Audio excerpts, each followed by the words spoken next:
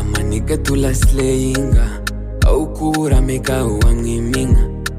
na Erike yabaye Sandra iye uko niko mbyumva